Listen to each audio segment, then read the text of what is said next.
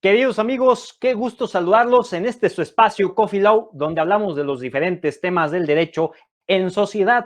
Bueno, pues es un gusto tomarlos aquí en este momento que pues todos nos encontramos bajo la sana distancia, bajo este momento de la pandemia y que es importante analizar, actuar y pensar sobre los diferentes temas que nos rodean. Hoy en esta ocasión hablando de algo importantísimo en el rol, en la misión, en el valor que tienen los abogados en la sociedad. Así que sin más, te hago la invitación de que nos acompañes, de que te pongas cómodo, agarres un buen café para que te actives con nosotros y disfrutes de este ameno diálogo jurídico. Comenzamos. Y bueno, es importante siempre, pues, agradecer a los grandes amigos que me dan de su confianza y de su tiempo para estar con todos nosotros. En esta ocasión, un verdadero crack, alguien que pues le voy a pedir que nos cuente también de su historia, porque es una historia que la verdad te quedas con el ojo, si no cuadrado, redondo, que es Ángel Gabriel Cabrera Silva. Él es candidato a doctor en Derecho por la Universidad de Harvard y también es un promotor muy importante de la importancia que tienen los derechos humanos a través de la investigación que ha estado haciendo y a través de un proyecto muy importante que estableció en el Centro Universitario de Ciencias Sociales y Humanidades de la Universidad de Guadalajara, que fue la clínica, que es la clínica jurídica. Bueno, mi estimado Ángel, qué gusto que estés aquí en Coffee Law. Muchas gracias, Rodolfo, por la invitación. Un gusto acompañarlos. Y para hablar de un tema que es la educación jurídica interdisciplinaria. Un temazo, es la verdad, porque, insisto, hoy en tiempos de COVID las cosas cambiaron. Nos fuimos a muchos años en el futuro, donde el sistema de justicia tendrá que adecuarse a las tecnologías, donde el legislativo ya vimos que le dio pie ya a la teleconferencia, a las telereuniones. Y bueno, en este caso, mi estimado Ángel, sabe el ABC de las cosas. Cuando hablamos de interdisciplinario, ¿cómo debemos de entenderlo? ¿Cómo lo deben de entender todos los que nos escuchan? Y más cuando también lo vinculamos y lo aplicamos en el derecho. Bueno, muy buena pregunta, Rodolfo. La verdad es que el concepto de interdisciplinariedad, pues se refiere simplemente, así como lo dice, a combinar disciplinas, ¿no? Nosotros estudiamos Derecho y fuimos entrenados en una serie de técnicas jurídicas, sabemos leer códigos, sabemos leer sentencias, redactar sentencias, litigar, etcétera, y sabemos pensar como abogados. A los economistas los entrenan como economistas, a los politólogos como en política, ciencia política, ellos entienden de partidos, de diseño de políticas públicas, etcétera. Y pues interdisciplinaridad es simplemente que desde nuestra posición o nuestra postura seamos capaces de tener conversaciones sustantivas con personas que están del otro lado en otra disciplina, ¿no? Que nosotros seamos capaces de navegar y de repente entender cómo desde la sociología ven al derecho y ver cómo el derecho puede ser útil para la economía o ver cómo los politólogos también nos pueden ayudar a entender preguntas de derecho. Lo que comentabas, ¿no? El tema de la pandemia ahorita es un claro ejemplo de cómo es necesario, y bueno, esto lo hace todavía más evidente, ¿no? Cómo es necesario mantener o tener esta capacidad de navegar a través de disciplinas, porque evidentemente la pandemia pues, se ha convertido en un problema que genera muchos problemas jurídicos, pero que o sea, el derecho por sí solo ya no es tan capaz de darnos las respuestas que buscamos, ¿no? Claro. Tenemos que hacerle lugar ahora a ciencias que nosotros posiblemente nunca habíamos considerado estudiar, como puede ser epidemiología o infectología, salud pública. Y bueno, sin la capacidad de cruzar entre disciplinas, pues se vuelve muy difícil como practicar el derecho apropiadamente, ¿no? A eso me Claro. refiero.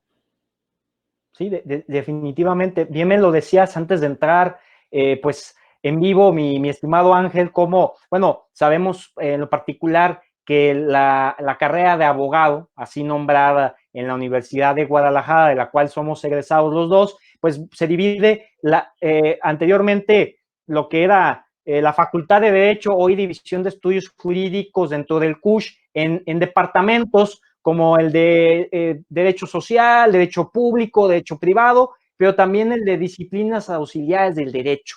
que sobre esto me llama mucho la atención, porque es aquí cuando viene el elemento también de interdisciplinario. ¿Y qué opinión tienes de este departamento? Porque lo estábamos comentando que es algo muy, muy interesante. Sí, como te comentaba, creo que, por ejemplo, el título del departamento, al menos el Departamento de Ciencias Auxiliares del Derecho, habla de que en la educación jurídica, y tal vez eso sea una inercia, ¿no?, de la institución, la educación jurídica ponía el derecho siempre como encima del resto de disciplinas que eran las auxiliares, ¿no? Como los que entraban solamente cuando el derecho les daba chance o les preguntaba cosas, ¿no? Por ejemplo, si un juez necesitaba saber eh, en un crimen, ¿no? Por ejemplo, si una herida era grave, el juez agarraba a un médico y le decía, a ver, auxíliame médico y dime si son heridas que se curan en 3, 4, 5 días y para yo poder decidir si es o no una herida grave y hacer después mi calificación jurídica, pero la intervención que se le daba a la ciencia era nada más hasta ahí, ¿no? O sea, tú ayúdame a responder esta pregunta con un sí o no para yo poder, o con dentro de las categorías que el derecho le interesan, para yo poder responder mi pregunta jurídica. Y la interdisciplinariedad precisamente trata de no establecer esa jerarquía, sino permitir un cruce donde el abogado sea sensible, por ejemplo, a las preguntas que le interesan a los politólogos. Es, y sobre todo a los problemas sociales, ¿no? Los problemas sociales son sumamente complejos y si como abogados nos quedamos solamente con lo que el derecho nos va a decir, pues nos quedamos muy limitados, ¿no? Muy encerrados en nuestro cuadrito. Sí, definitivamente. Y fíjate, tocas uno de los puntos que creo que llaman mucho la atención. O sea, cómo el abogado tiene que hacerle frente a los problemas actuales que se ven antes, en este momento y posterior al tema de la pandemia, como lo son los problemas que lamentablemente siempre han sido parte de la historia del mundo, ¿no? El hambre, la falta del vital líquido que es el agua, lo que es las grandes desigualdades sociales, la contaminación, por supuesto. Entonces, la educación, en fin, ¿cuáles son los problemas que podrías enunciar, Ángel, y en el importante que el abogado deba de incidir teniendo en cuenta el factor de ser interdisciplinario?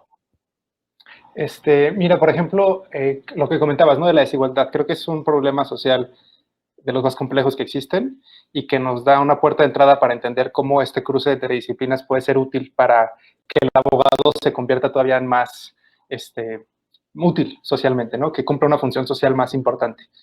El derecho, como tú sabes, es una ciencia que asume o aspira a la igualdad, ¿no? La igualdad ante la ley.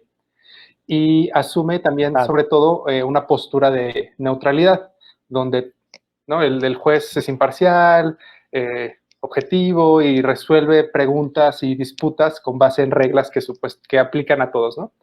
Esta presunción de objetividad, todos sabemos que es eso, ¿no? Es una presunción, en los hechos no existe tal igualdad, ¿no? Porque evidentemente todas las personas se encuentran en situaciones distintas y en el caso de la desigualdad económica es una de las más patentes en nuestro país.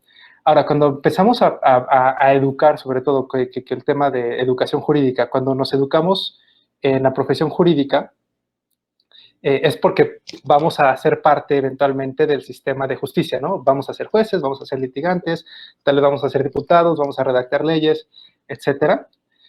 Y cómo podemos nosotros tomar una ciencia que aspira a esta objetividad y neutralidad y al mismo tiempo reconocer las desigualdades sociales que existen y para crear o empezar a transformar el sistema de justicia hacia algún, no sé, algún momento aspiracional donde consigamos que el sistema de justicia funcione bien para todos.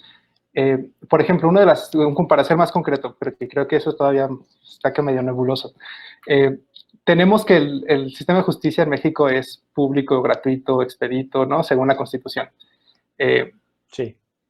Y sin embargo, todos como abogados sabemos que sacar copias de un expediente cuesta y cuesta caro, que contratar Claro. tu abogado cuesta y cuesta caro y que incluso, o sea, el famoso impulso procesal, todas esas cosas que finalmente le ponen un precio al funcionamiento del sistema judicial, ¿no?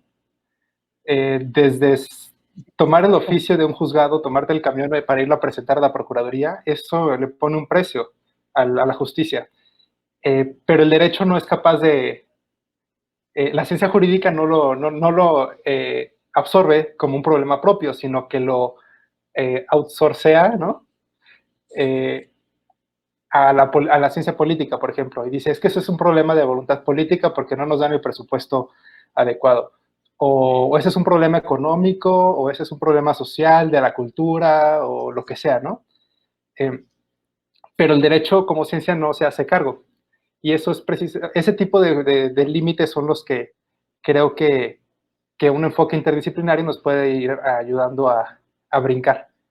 Precisamente este punto es como el tipo de problemas sociales que una perspectiva interdisciplinaria nos va a ayudar a abordar para que nosotros como abogados, desde nuestra formación jurídica, que somos los que entendemos cómo funcionan los juzgados y cómo poderlos ir transformando, empezamos a construir soluciones.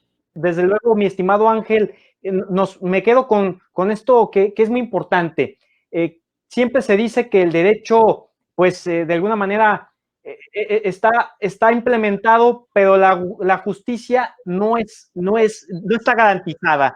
Entonces, bajo este punto, pues, ¿qué podemos hacer para que la comunidad que ahorita está en desarrollo, me refiero a aquellos estudiantes, aquellos jóvenes abogados, pueden verdaderamente hacer el cambio? Porque inevitablemente representamos la nueva generación que pueda hacer frente a desaparecer aquellos malos hábitos y aquellas malas costumbres.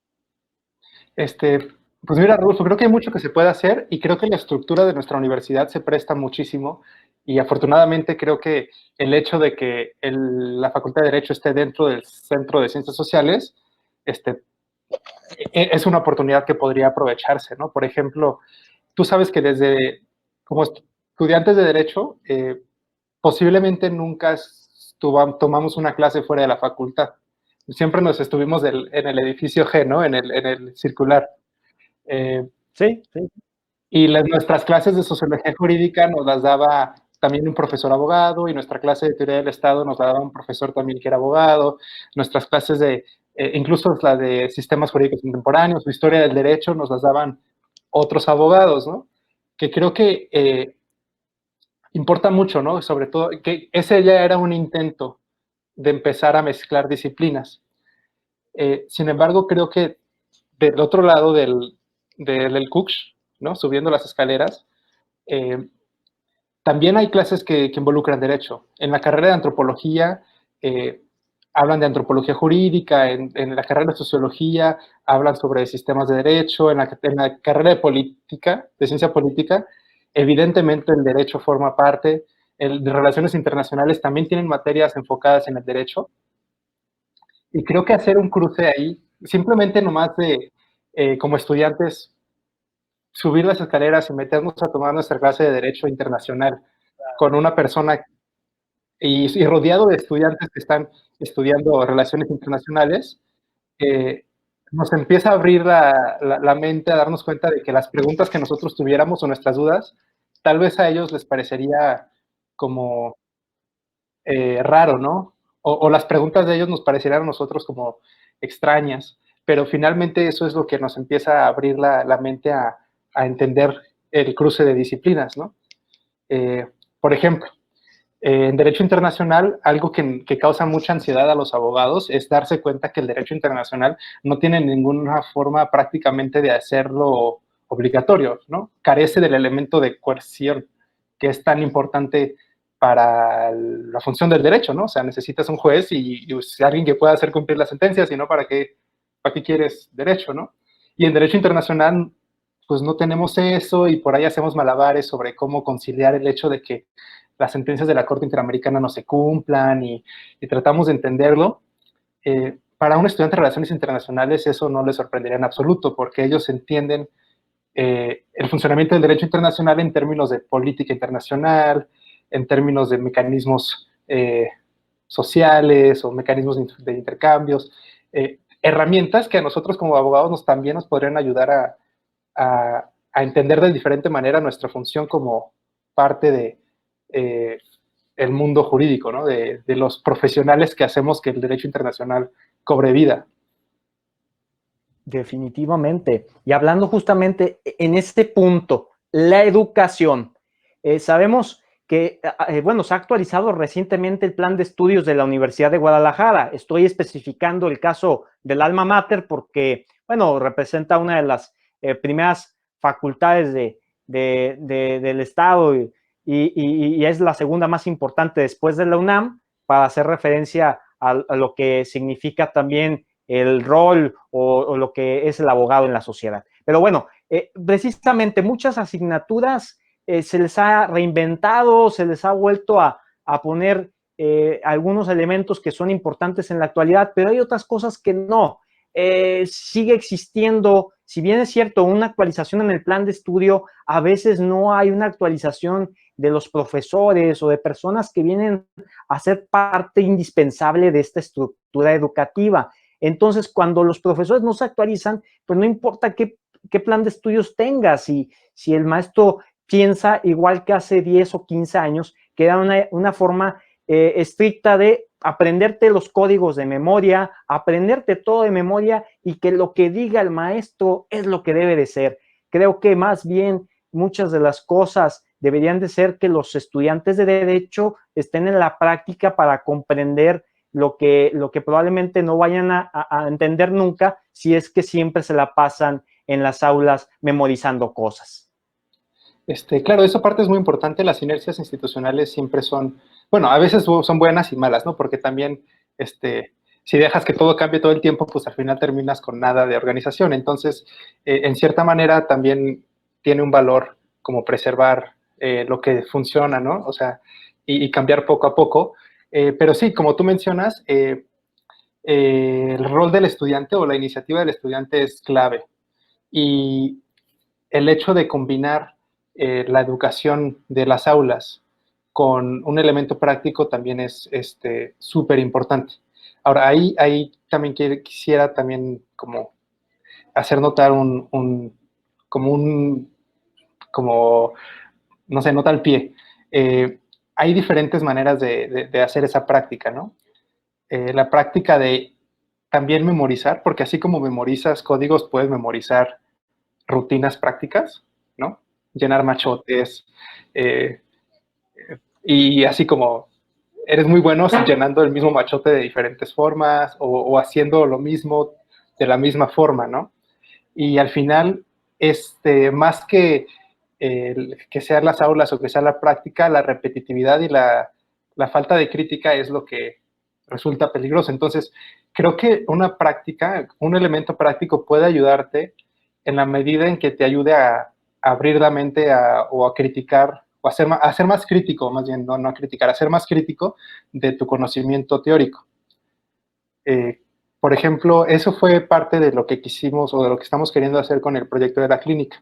Darle a los estudiantes la oportunidad de poner el conocimiento teórico a la práctica, pero dentro de un ambiente donde permanentemente nos cuestionamos si la manera en la que lo estamos haciendo, si nuestra práctica está teniendo los resultados que teóricamente esperaríamos, ¿no? O sea, estamos tomando todo lo que aprendimos sobre tratados de derechos humanos, lo estamos aplicando a un caso y luego nos ponemos a pensar si se cumplieron las expectativas de justicia que nuestro profesor de derechos humanos nos había dicho en la clase, ¿no? Y nos vamos a dar cuenta que en muchas ocasiones, desafortunadamente, pues por más bien que litigues un caso, por más bonita que quede una sentencia, los problemas sociales siguen siendo presentes, ¿no? Y ante ese como disonancia entre lo que esperarías que pasara y lo que en realidad pasa, que te das cuenta porque tú lo estás viviendo, es donde empiezas a cuestionar, ¿no? Donde, ¿qué me hizo falta? ¿Qué estoy, qué no estoy viendo? ¿Qué oportunidad no aproveché? ¿O qué oportunidad puedo aprovechar? ¿O qué otras maneras puedo yo tomar para solucionar un problema? Y es ahí donde vemos, por ejemplo, el tema de litigio estratégico. El concepto de litigio estratégico por sí mismo ya lleva un elemento de interdisciplinariedad, porque no implica nada más saber redactar bien una demanda y meterla en el juzgado adecuado para ganar un juicio, sino que implica además una estrategia de comunicación, un mapeo político sobre cuáles son los actores que van a estar dentro de la demanda, cuáles van a ser los demandados, en el momento político oportuno, ¿no? O sea, y ese mapeo y esos cálculos, en la práctica los haces pues al tanteo, ¿no? A como sientes, ¿no? Como dirán los sociólogos, por hábito.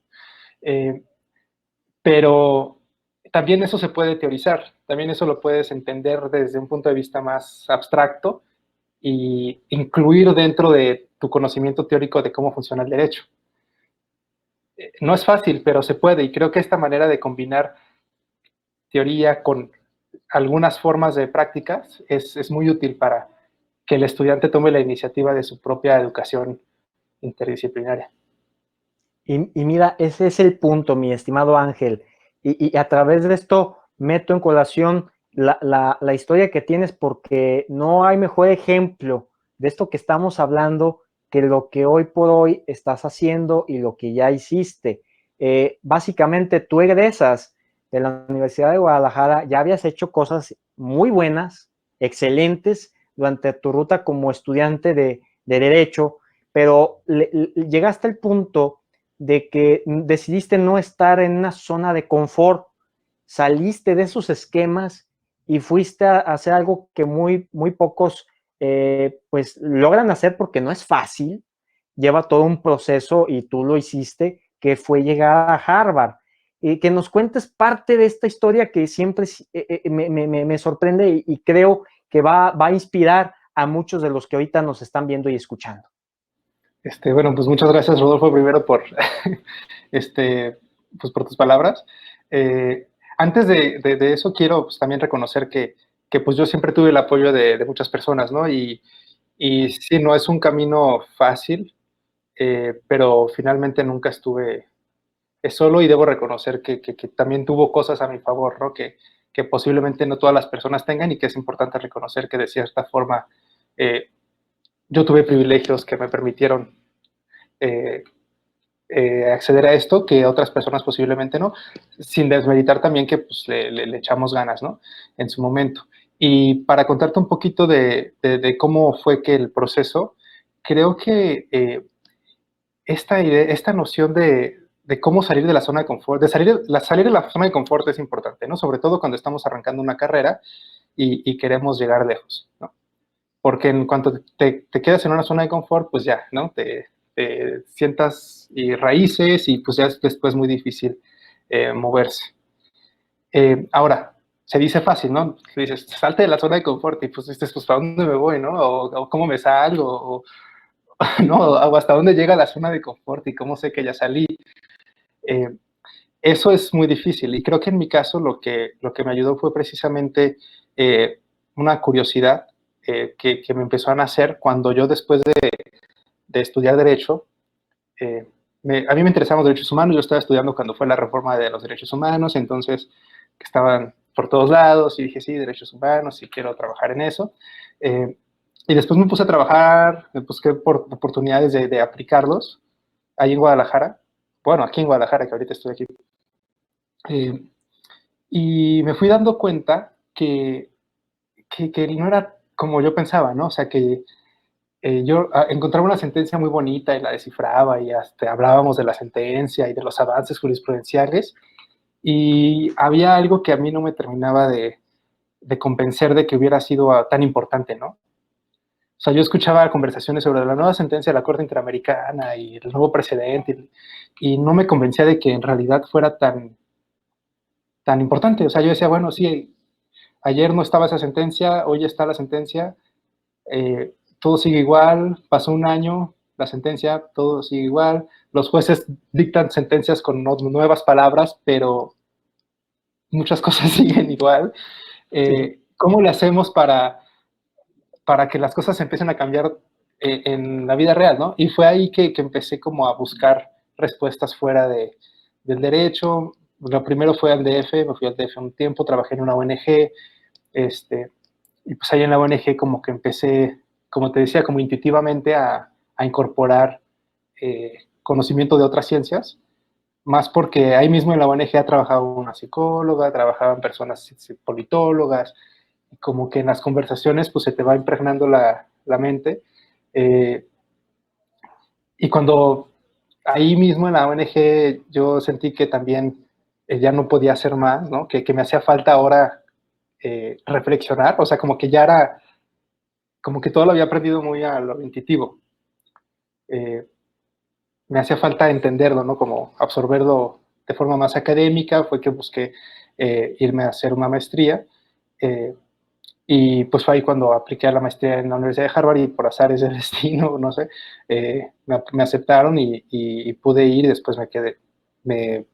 Bueno, trabajé un rato, un tiempo, pero después entré al doctorado. Creo que en mi caso eso fue muy importante. Siempre mantuve como un piso en la academia. Por ejemplo, mientras trabajaba en la ONG, también estaba en el Instituto de Investigaciones Jurídicas tratando de reflexionar sobre lo que yo hacía en la ONG, ¿no? O sea, como... y como ese juego donde permanentemente estar trabajando duro y al mismo tiempo cuestionando tu trabajo, fue lo que después de varios años me llevó a poder aspirar a venirme para acá, ¿no? Pero creo que cada quien tendría su camino y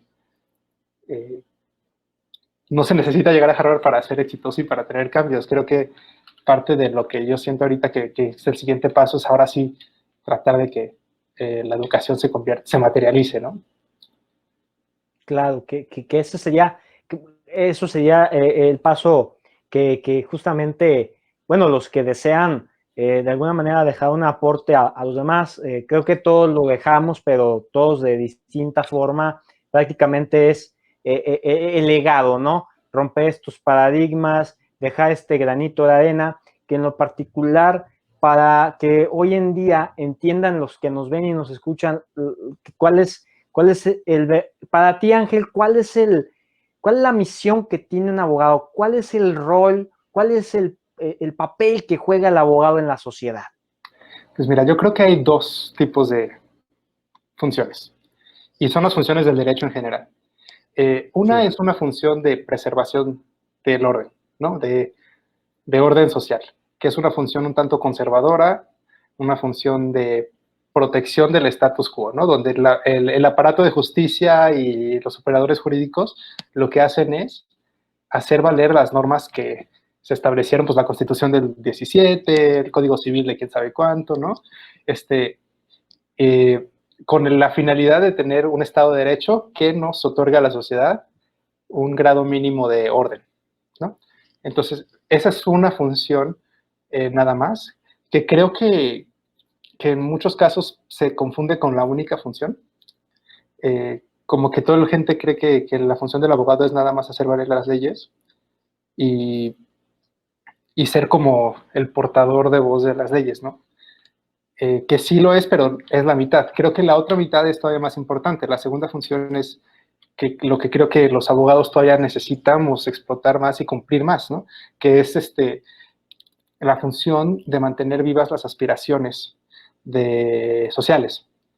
La Constitución, como tú sabes, no es nada más un conjunto de reglas sobre cómo organizar la sociedad, sino que también incluyen ahí aspiraciones, ¿no? Aspiramos a ser un país igual, aspiramos a un país donde todas las personas tengan el derecho a la vida, a la salud, al agua, al trabajo, a una sociedad intercultural, ¿no?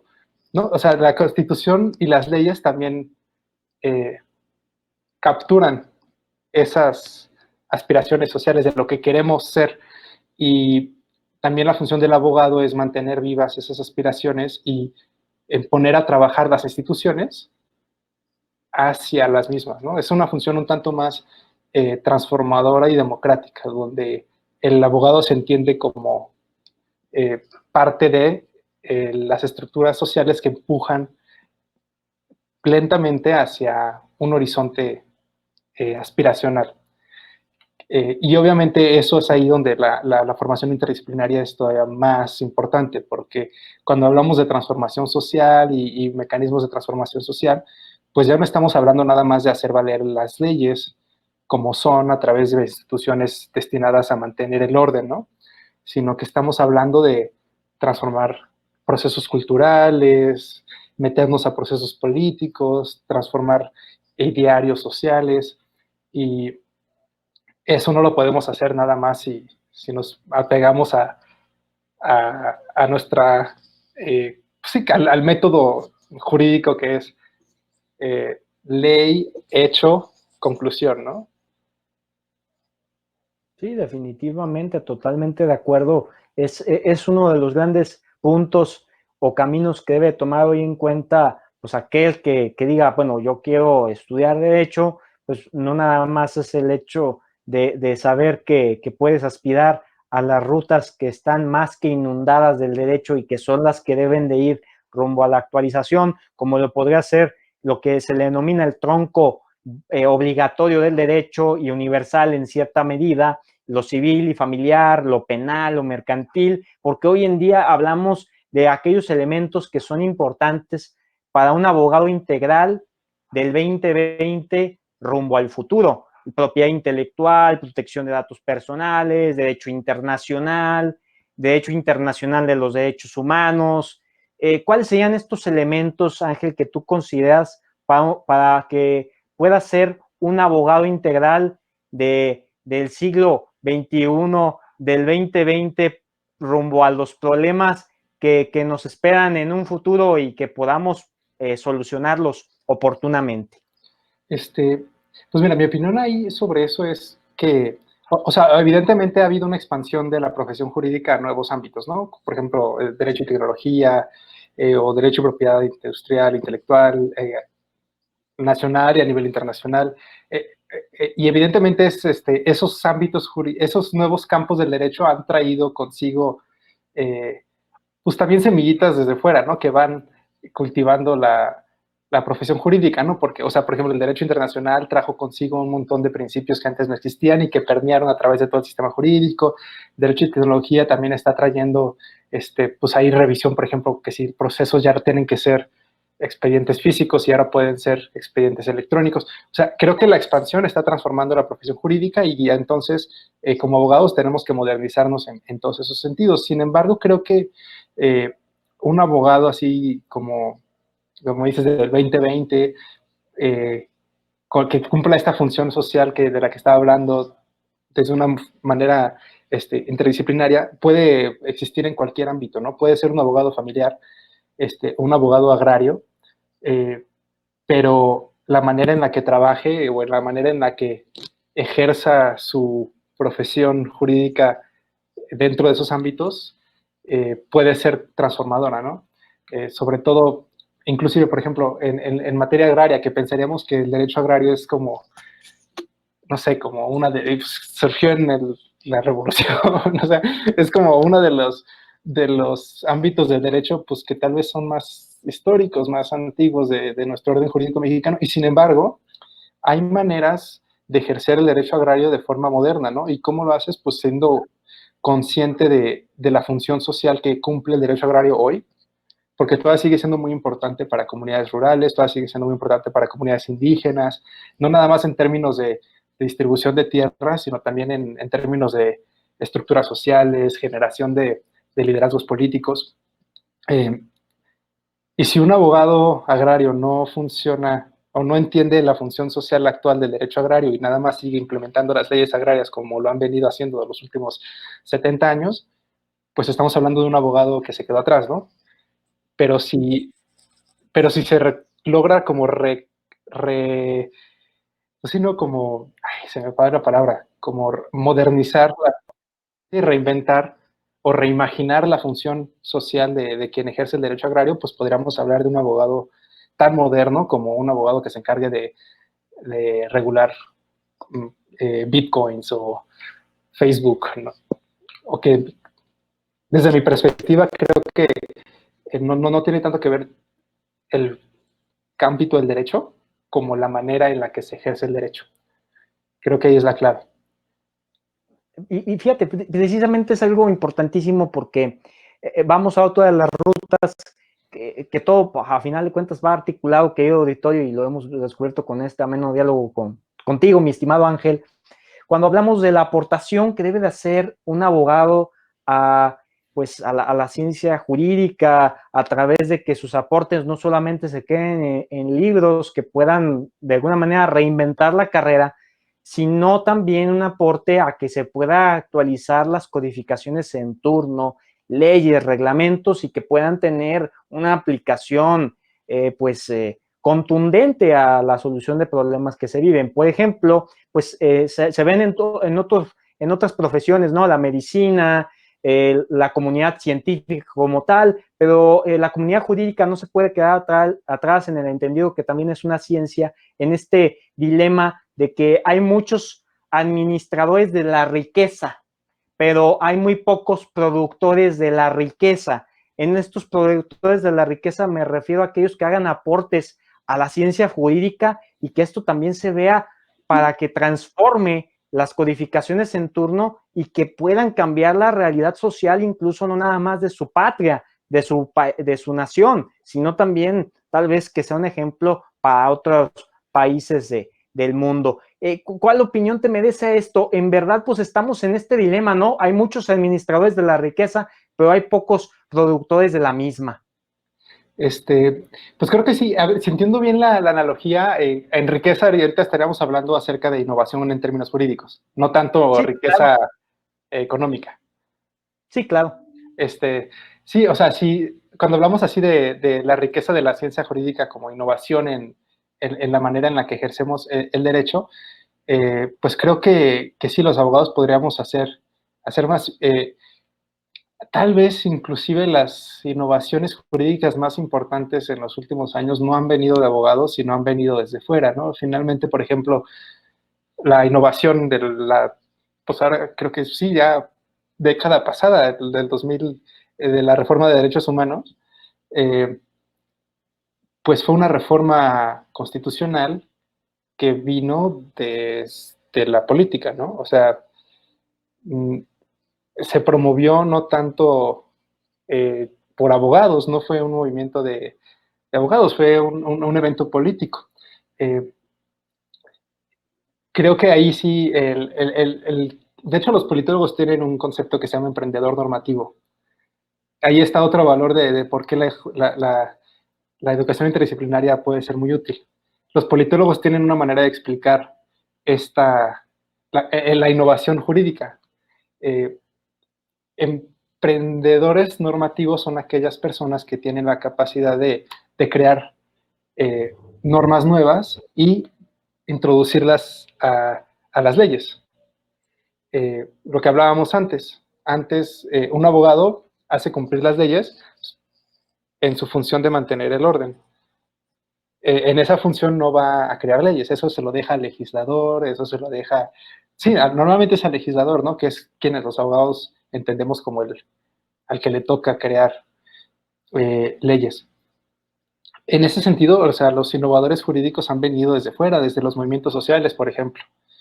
La inclusión de conceptos jurídicos como pueblos indígenas o la perspectiva de género como parte del entramado jurídico y no nada más como una idea social, fueron innovaciones jurídicas que vinieron desde fuera del derecho, desde los movimientos sociales hacia adentro de la profesión jurídica.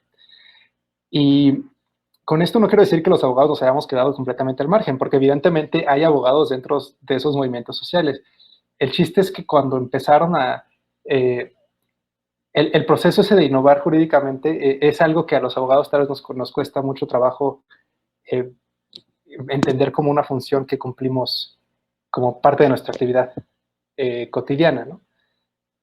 Eh, Creo que es algo que se podría explorar todavía más, aunque requiere aventurarse fuera de la zona de confort, como estamos. Sí, definitivamente, como nos estábamos conversando, mi estimado Ángel. Bueno, pues recaer justamente en los exhortos, en los mensajes que le dejamos, mi estimado Ángel, que nos puedas, que le puedas decir a aquellos que nos ven y nos oyen a través de Coffee Low, que a final de cuentas lo que se busca es justamente crear esta reflexión, y de la reflexión pues a la acción, es que pues entiendan qué elementos son los importantes que deben de tomar en consideración, dónde se pueden acercar. Hoy que pues todo lo tienes en la palma de tu mano a través del celular y una conexión a internet, que puedan leer más, que básico para que ellos puedan crear estas con el de tú escogiste una carrera, pero qué es lo que verdaderamente podría hacer que en lo particular tú piensas, Ángel, que podría ser ese punto de apasionarte por el derecho, ese punto que haga, yo escogí el derecho porque mis papás también son abogados, o yo escogí el derecho porque pues me pareció que una serie de televisión que vi era muy buena, pero a final de cuentas, no, o sea, que digas, oye, yo descubrí esta materia que fueron los derechos humanos, o yo descubrí este texto porque alguien más me lo recomendó, y sin duda alguna de ahí me agarró por la espinita y la pasión del derecho, y estoy según una buena carrera y no me arrepiento. O sea, ¿cuál sería este exhorto que le haces a lo que nos ven y nos escuchen de que sepan que el derecho pues es una muy noble carrera y que tiene mucho campo de acción verdaderamente por lo que estamos platicando de ser interdisciplinarios? Pues mira, algo que yo comento seguido es, sea cual sea tu interés en el derecho, o sea, que si te apasionen los derechos humanos, como a mí, o que te apasione el derecho fiscal o derecho penal, lo que sea, en el momento en el que tú practicando tu ámbito del derecho o estudiándolo, empieces a llegar a experimentar como frustraciones pequeñas, ¿no? O a llegar a conclusiones que te lleven a decir, es que es culpa de la falta de cultura, o es culpa de la falta de educación, o es que no hay voluntad política. Ese tipo de respuestas normalmente lo que esconden es una complejidad que está detrás de un problema que no alcanzamos a descifrar con las herramientas que tenemos. Cuando decimos que una sentencia no se cumple por falta de voluntad política, estamos hablando de que hay algo detrás que evita que consigamos lo que esperamos y que no podemos explicar a través de lo que el derecho nos dice, ¿no? Porque la sentencia está bien, todo se hizo bien, el litigio se ganó, lo que sea, y aún así no se consiguió el resultado por falta de voluntad política. Cuando lleguemos a esos puntos, buscar respuestas diferentes en otras ciencias es algo que nos puede llevar a ir expandiendo nuestros márgenes poco a poco, ¿no? Ver, bueno, si es falta de voluntad política que una sentencia no se haya cumplido, pues vamos a ver qué dicen los politólogos, ¿no? O sea, en la ciencia política, ¿cómo se explica la falta de cumplimiento de una sentencia? O en las relaciones internacionales, o por ejemplo, si tenemos que, sobre todo si en derecho y tecnología y todo eso, que digamos que es falta de cultura, ¿no? O es que no hay educación suficiente para que esto funcione, ¿no? Si estamos tratando de implementar expedientes electrónicos y resulta que no funciona porque no hay una cultura de utilizar mecanismos electrónicos. Pues ver, o sea, tal vez los economistas han tenido una manera distinta de explicar faltas de cultura o faltas de educación, o han diseñado maneras de generar políticas públicas que ya incluyan el hecho de que va a haber una falta de educación o una falta de cultura, ¿no? Respuestas distintas que solamente nos pueden dar ciencias distintas, ¿no? La antropología, que es algo, por ejemplo, en lo que yo me he estado involucrando más, también tiene sus propias maneras de explicar el derecho, ¿no? Por ejemplo, la lentitud de los juzgados, ¿no? O prácticas dentro de los juzgados. Nosotros podemos decir, bueno, es que es la cultura, o es que es la corrupción, o es que lo que sea. La antropología jurídica no se queda con eso y nos empieza a decir, bueno, es que no nada más es corrupción y no nada más es la cultura, sino que tiene todo esto atrás y lo tienes que entender a través de los conceptos propios de la antropología y te ayuda a ir expandiendo más tu entendimiento, ¿no? Y a partir de ahí ya después tú te regresas a tu ámbito jurídico y dices, bueno, ya entiendo este problema, ya entiendo esta perspectiva, ¿qué puedo yo hacer con lo que yo sé que es derecho?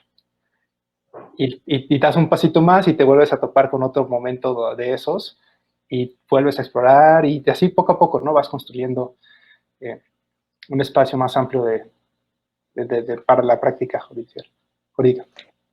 Fíjate que, bueno, pues todo esto está abundando sobre el tema central, la educación jurídica interdisciplinaria. Antes de que iniciaras con la carrera, con el estudio de la carrera de abogado en la UDG, al momento en el que ahorita te ubicas, ¿cuál es la diferencia que tienes del objetivo, de la misión del abogado? ¿Ha cambiado tu visión con todo esto que has vivido, por supuesto?